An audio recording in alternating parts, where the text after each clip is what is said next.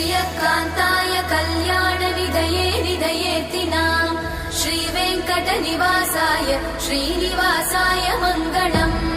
लक्ष्मी सविभ्रमालोकसुभ्रूविभ्रमचक्षुषे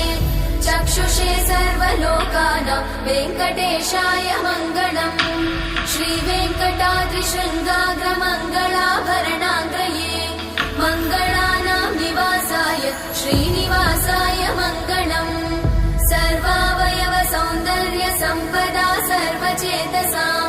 सदा सम्मोहनायास्तु वेङ्कटेशाय मङ्गलम् नित्याय निरवध्याय सत्यानन्दचिदात्मने सर्वान्तरात्मने श्रीमद् वेङ्कटेशाय मङ्गलम्